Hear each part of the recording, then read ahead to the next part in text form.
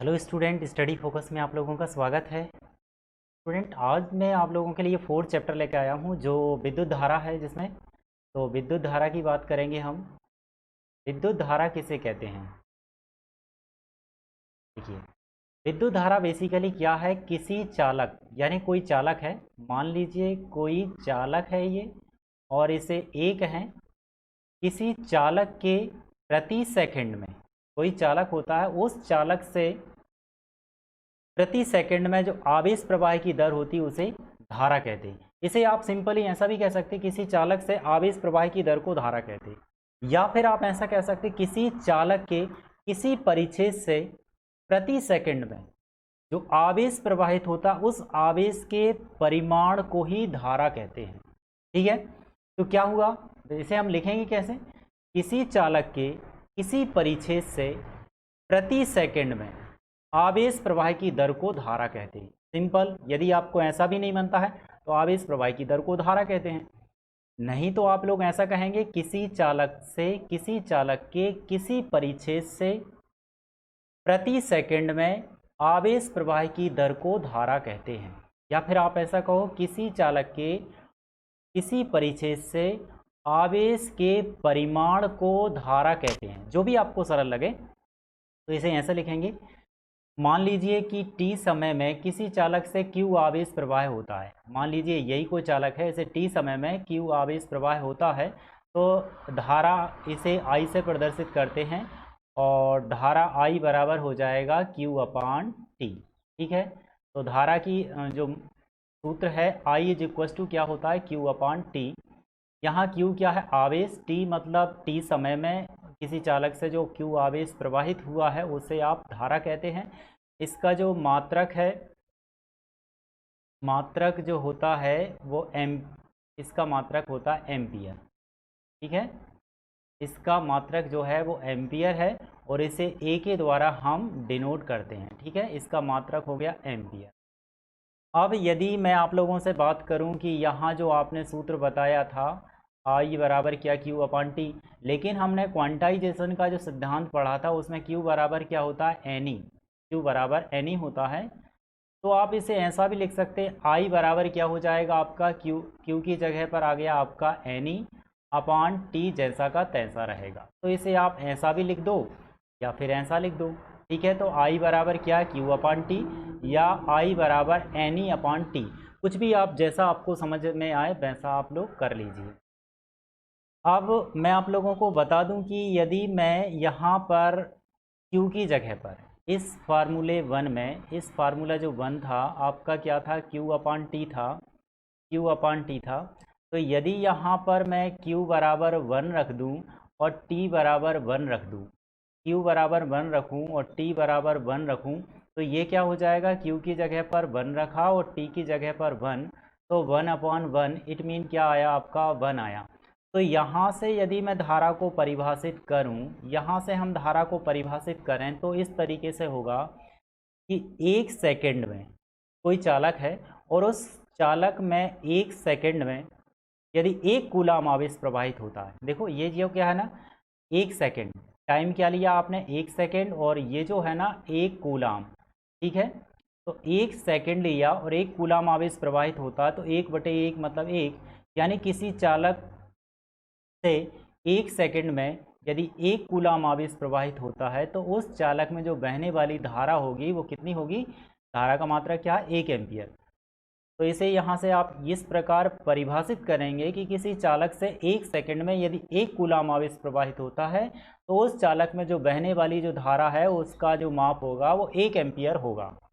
आप लोग ये लिखने की कोशिश ना करें, क्योंकि मैं आप लोगों को जो पीडीएफ दूंगा उसमें सारे नोट्स व्यवस्थित तरीके से होंगे, तो यहाँ पर आप केवल समझने का प्रयास करें। ठीक है, तो आप कनेक्ट करने की कोशिश करें मेरे साथ, और मैं आप लोगों को पूरे हर एक चीज़ बारीकी से समझाऊंगा, एक एक चीज़ को, एक एक पॉइंट को क्लियर करेंगे। ठीक है, तो विद्युत धारा हो गया। विद्युत धारा क्या होती है, किसी चालक से प्रति सेकंड में किसी परिच्छेद से प्रवाहित होने वाले आवेश की दर को क्या कहते हैं, धारा कहते हैं। मात्रा क्या हुआ इसका, एम्पियर हुआ। अब हम बात करते हैं इसकी प्रकृति की।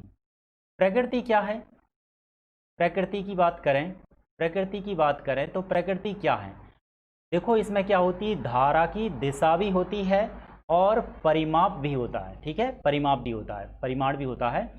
तो परिमाण और दिशा दोनों हैं इसमें। इसके बाद भी कई लोग इसमें कंफ्यूज होते हैं, बच्चे कंफ्यूज होते हैं, तो मैं आप लोगों को बता दूं कि इसमें दिशा भी है और परिमाण भी है, लेकिन इसके बाद भी ये अदिश राशि है, ठीक है। तो ये स्केलर राशि है, इसे आप इसी प्रकार लिखेंगे, ये क्या है, अदिश राशि है। ये ऑब्जेक्टिव में अक्सर पूछा जाता है कि धारा, विद्युत धारा वो कौन सी राशि है, तो विद्युत धारा एक अदिश राशि है। अब ये तो हो गया ये विद्युत। अब इसका एक मैं आप लोगों को कुछ पॉइंट बता दूं कि 1 मिली एम्पियर धारा की मात्रा क्या है, 1 मिली एम्पियर, मिली एम्पियर, 1 मिली, या फिर आप ऐसे ऐसा लिखो मिली एम्पियर, 1 मिली एम्पियर बराबर होता है 10⁻⁻³ एम्पियर। ये जब आप लोग न्यूमेरिकल क्वेश्चन करोगे उस टाइम पर ये काम आएगा, उसमें मिली एम्पियर में दिया होगा और आपको एम्पियर में कन्वर्ट करना होगा। तो ये 1 मिली एम्पियर बराबर क्या होता है आपका 10⁻³ एम्पियर होता है। अब हम बात करें एक माइक्रो एम्पियर की बात करें, माइक्रो एम्पियर, एक माइक्रो एम्पियर बराबर होता है 10⁻⁻6 एम्पियर। तो ये आप लोग कुछ चीज़ें, वैसे होता है पिको भी होता है, नैनो भी होता है, लेकिन आप लोग उनको रहने दें। नैनो में 10⁻⁹ आ जाएगा और पिको में 10⁻⁻12 आ जाएगा। तो ये आप लोग इस विद्युत धारा से संबंधित कुछ चीज़ें थी। विद्युत धारा की परिभाषा हो गई, विद्युत धारा का मात्रक हो गया, विद्युत धारा की प्रकृति हो गई, और 1 एम्पियर धारा को भी हमने यहाँ पर परिभाषित कर दिया है, और यहाँ पर विद्युत धारा का सूत्र भी हो गया है। और ये कुछ यूनिट चेंज थी जो कि इससे संबंधित थी। ये विद्युत धारा से रिलेटेड सारी चीज़ें हम कर चुके। अब इसके बाद देखते हैं, अब बात करते हैं विद्युत धारा के बाद धारा घनत्व की बात करते हैं, क्योंकि विद्युत धारा से ही ये रिलेटेड है। तो यहाँ पर लिखेंगे हम धारा घनत्व। धारा घनत्व की बात करें तो इसमें क्या है, किसी चालक के किसी एकांक परिच्छेद से, मान लीजिए ये कोई चालक है और ये चालक है, इसमें आप एकांक परिच्छेद लेंगे, एकांक परिच्छेद, ठीक है, एकांक परिच्छेद। ऐसे मान लो कि इसकी लंबाई 1 सेंटीमीटर है और चौड़ाई भी 1 सेंटीमीटर है। तो कोई चालक है, किसी चालक के एकांक परिच्छेद से, ठीक है, मान लीजिए कोई एक चालक है, इसके एकांक परिच्छेद से जितनी भी धारा प्रवाहित होगी, ठीक है ना, किसी चालक के प्रति एकांक परिच्छेद से जितनी धारा प्रवाहित होती है उसे कहते हैं धारा घनत्व, और इसे हम J के द्वारा प्रदर्शित करते हैं, ठीक है।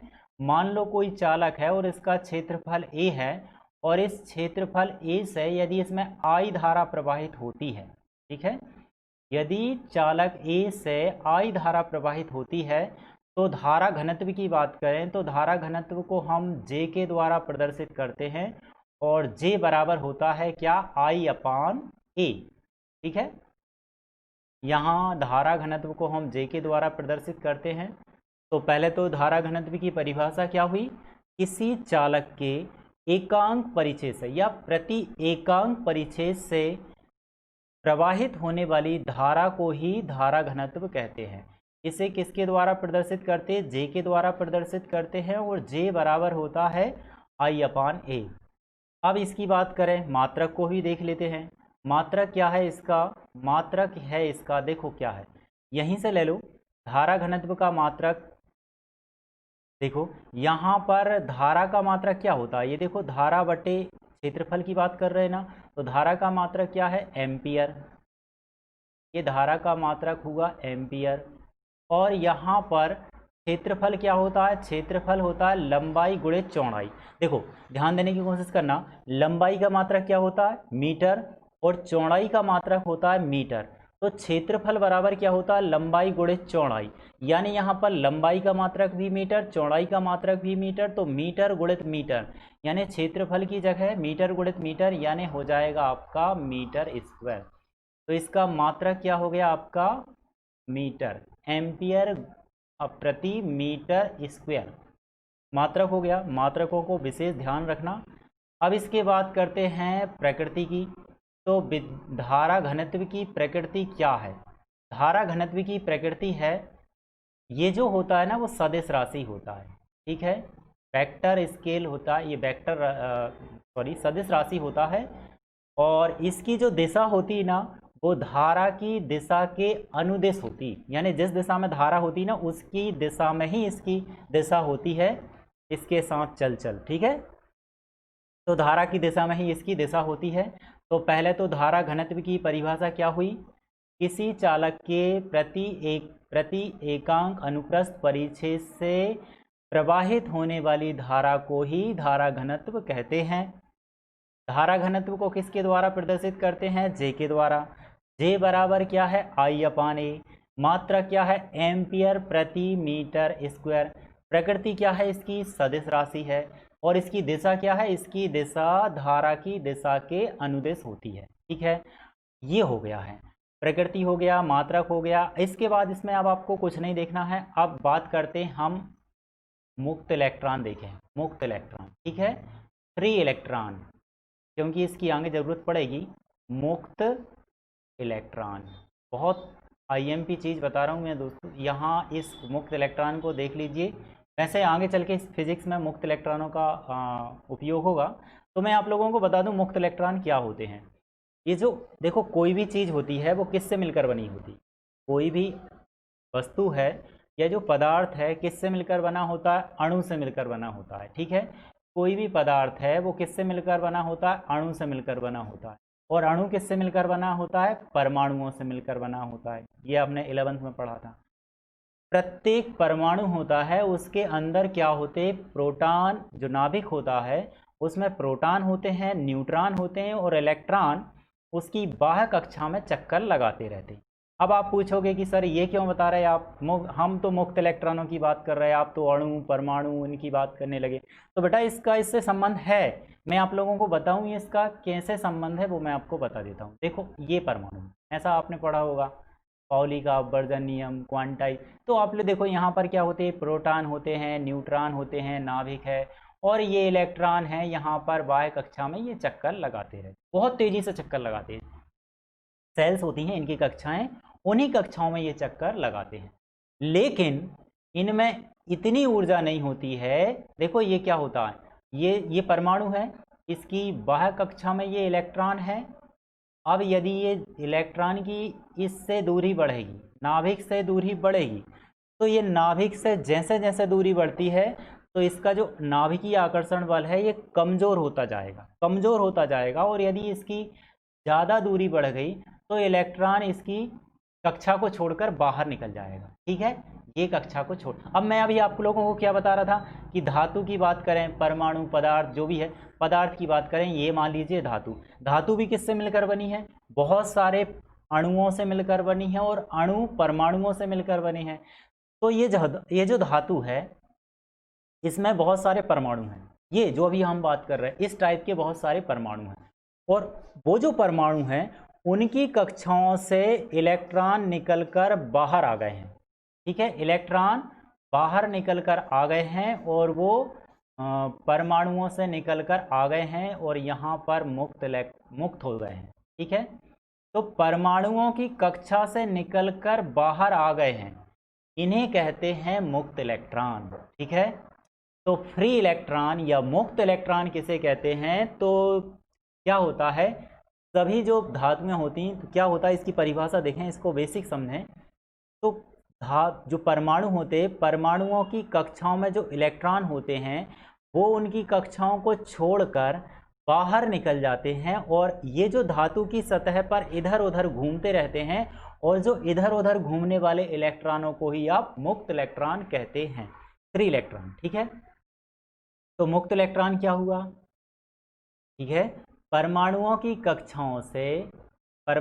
कक्षाओं से जो इलेक्ट्रॉन होते हैं वो निकलकर धातु की सतह पर इधर उधर घूमते रहते हैं, और ये जो घूमने वाले हियर एंड देयर घूमने वाले जो इलेक्ट्रॉन होते हैं उन इलेक्ट्रॉनों को ही आप मुक्त इलेक्ट्रॉन कहते हैं। ठीक है, तो अपने परमाणुओं की कक्षाओं से मुक्त होकर धातु की सतह पर इधर उधर घूमने वाले इलेक्ट्रॉनों को ही आप मुक्त इलेक्ट्रॉन कहते हैं।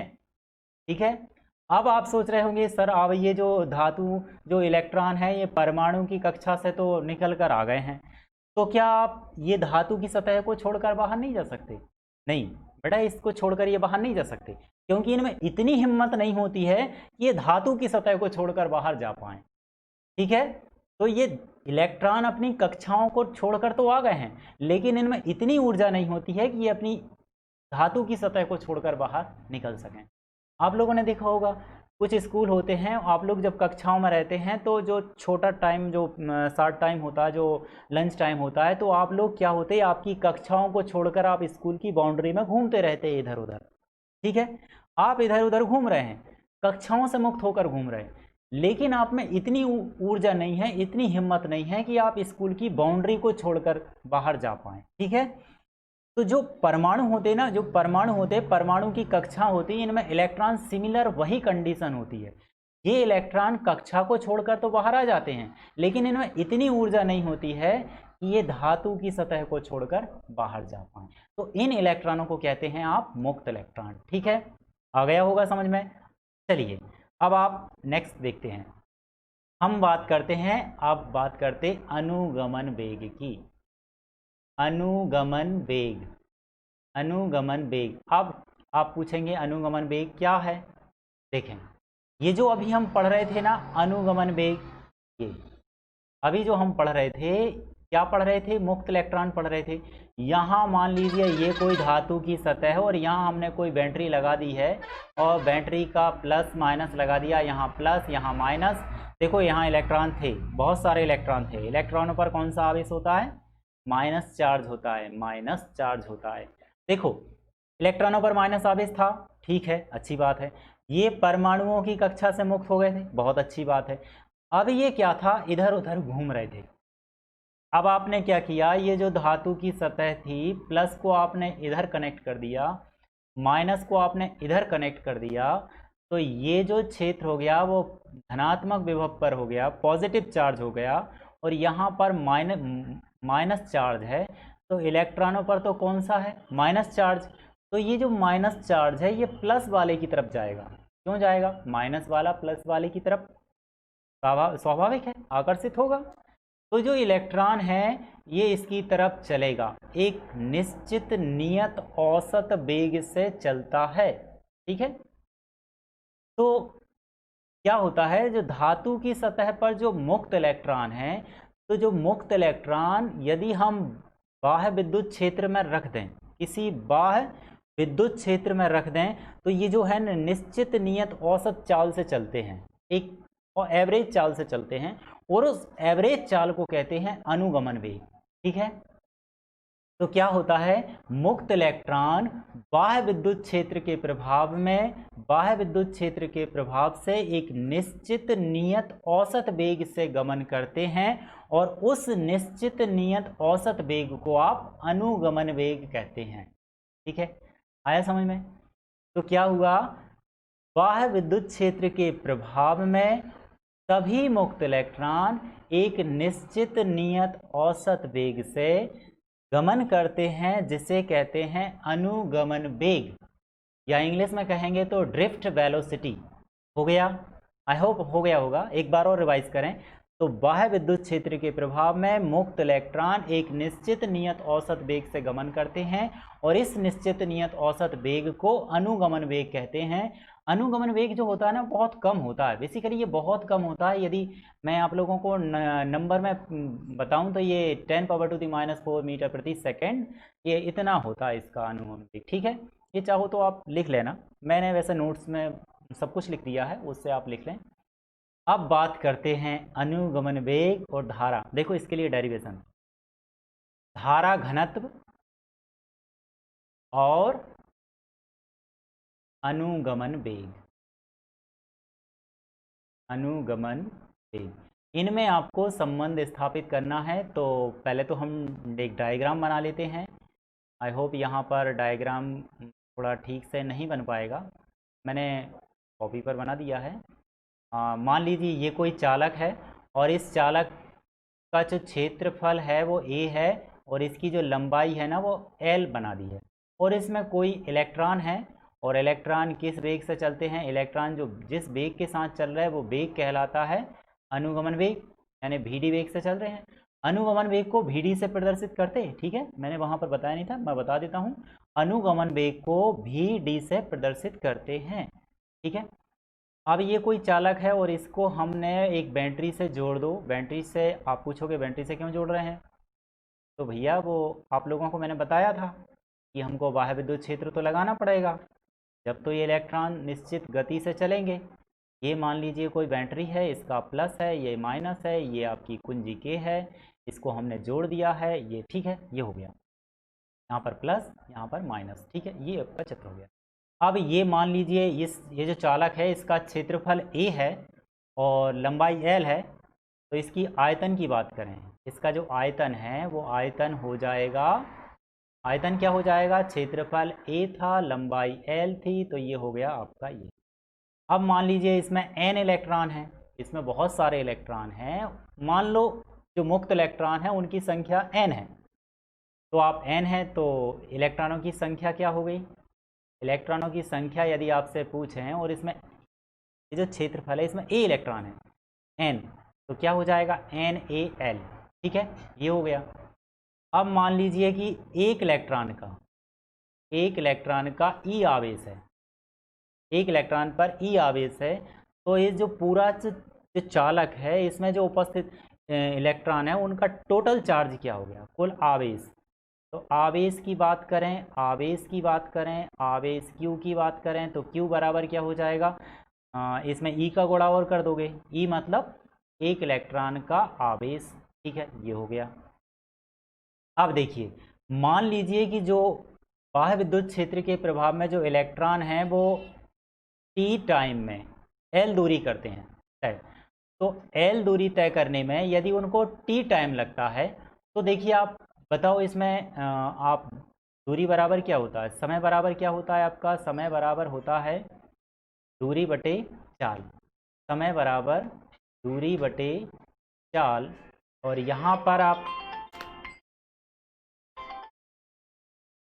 देखिए, सॉरी, यहाँ पर देखें तो क्या होगा आपका, समय बराबर होता है दूरी बटे चाल। तो यहाँ पर देखो दूरी क्या है, चाल क्या है और समय क्या है। यदि मैं चाल को यहाँ लिख दूँ, ये ऐसा लिखो या फिर आप ऐसा भी लिख सकते हो, चाल बराबर दूरी बटे समय, ठीक है। तो समय t है, चाल आपका dt हो जाएगा। देखो समय की जगह मैं t लिख देता हूँ, t बराबर दूरी क्या है l, और चाल क्या है, किस चाल से चल रहा है, वो vd चाल से चल रहे हैं, तो यहाँ पर vd चाल से चल रहे हैं, ऐसा हम लिख सकते हैं इसे, ठीक है। अब आपको कुछ नहीं करना, आपको लगाना है धारा की परिभाषा, ठीक है, धारा की परिभाषा लगा दीजिए। धारा की परिभाषा क्या है, धारा बराबर क्या होता है, धारा की परिभाषा हमने पढ़ी थी, आवेश प्रवाह की दर को धारा कहते हैं। धारा की परिभाषा क्या है, Q/T, ठीक है।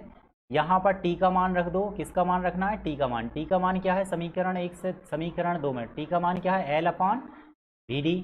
तो धारा I बराबर हो जाएगा Q/ इसका मान क्या है, T का मान है L/ आपका है Vd,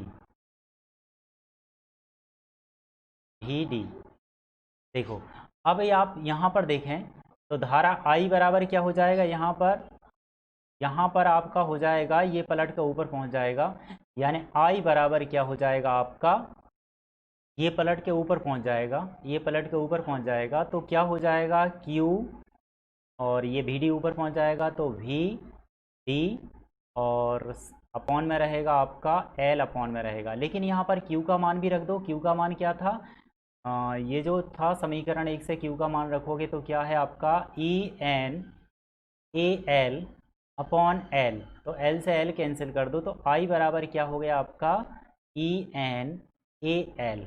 ये आपका, ये किस में संबंध है, ये सॉरी यहाँ पर Vd भी है, यहाँ पर Vd भी है, तो यहाँ पर Vd, ये जो संबंध है ये धारा में, और Vd क्या है, अनुगमन वेग में। तो ये जो संबंध है धारा और अनुगमन वेग में संबंध है। अब हम आपसे कहें कि ये तो धारा और अनुगमन वेग में, पहले धारा की परिभाषा लगाई तो धारा और अनुगमन वेग में संबंध हो गया। अब धारा घनत्व की परिभाषा लगा दो तो धारा घनत्व और अनुगमन वेग में संबंध आ जाएगा। धारा घनत्व, धारा घनत्व की परिभाषा क्या है? J बराबर क्या होता है? I upon A।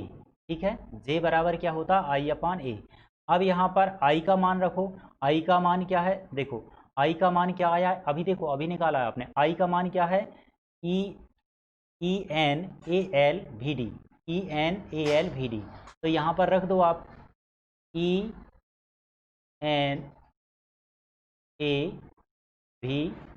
और अपॉन में क्या है? A से A कैंसिल कर दो, तो J बराबर क्या हो जाएगा? NEL और ये VD। ये किस में संबंध हो गया? ये हो गया J मतलब धारा घनत्व और VD मतलब अनुगमन वेग। तो अनुगमन वेग और धारा घनत्व में संबंध हो गया है।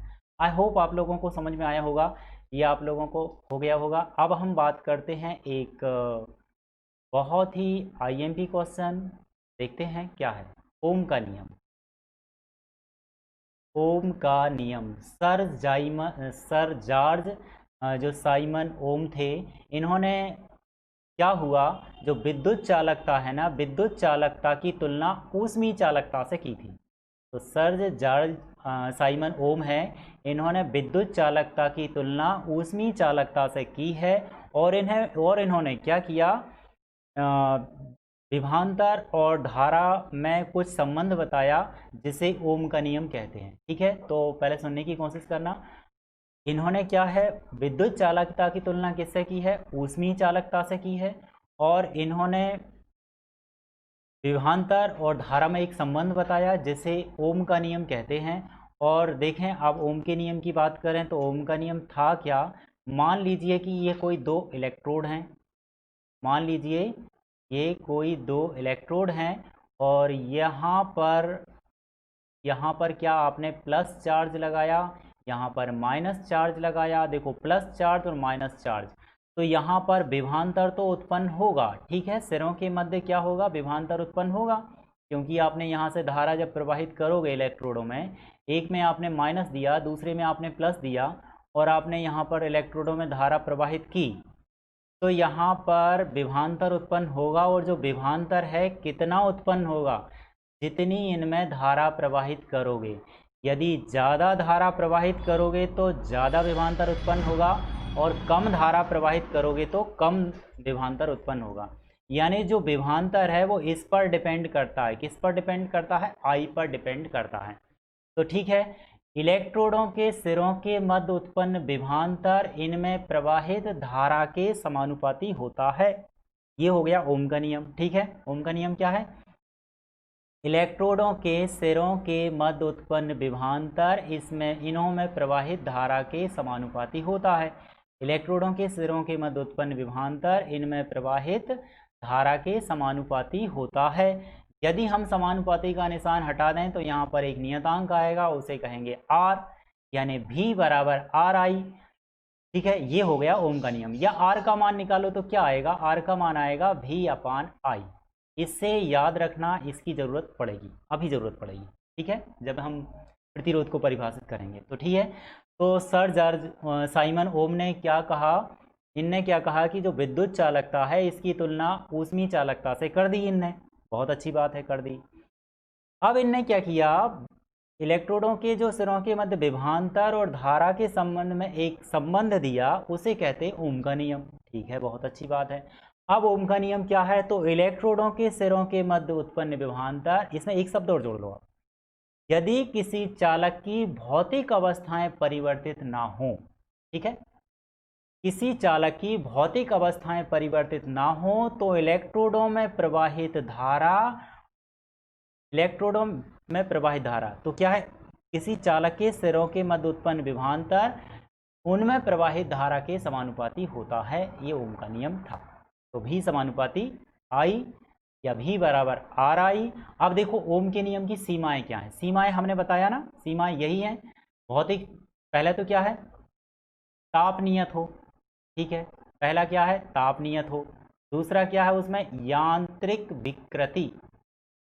यांत्रिक विकृति उत्पन्न ना हो। पहला क्या है? ताप नियत हो। तो यदि किसी चालक का ताप नियत नहीं रहता है, ताप परिवर्तित होता है, तो उसमें ओम का नियम नहीं लगता है। और किसी चालक में यांत्रिक अब आप पूछोगे कि यांत्रिक विकृति क्या होती है सर जी? बिल्कुल पूछने वाली चीज़ है, बहुत अच्छी बात है, हम बताते हैं, इसीलिए बैठे हैं बताने के लिए। तो यांत्रिक विकृति क्या होती है बेटा? मान लो उसमें ना परिवर्तन आ जाए, या तो लंबाई में परिवर्तन आ जाए या क्षेत्रफल में परिवर्तन आ जाए।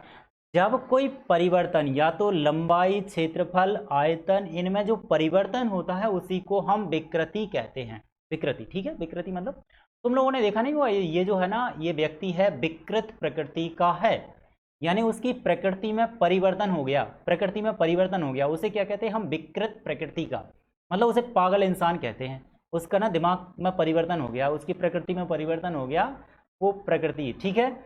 तो किसी चालक का ताप नियत होना चाहिए, यदि ताप परिवर्तित होता है तो उसमें ओम का नियम नहीं लगता है। उस चालक में यांत्रिक विकृति भी नहीं होना चाहिए, यदि किसी चालक में यांत्रिक विकृति होती है तो जैसे लंबाई, चौड़ाई, इनमें परिवर्तन होता है, तब भी उसमें ओम का नियम नहीं लगता है।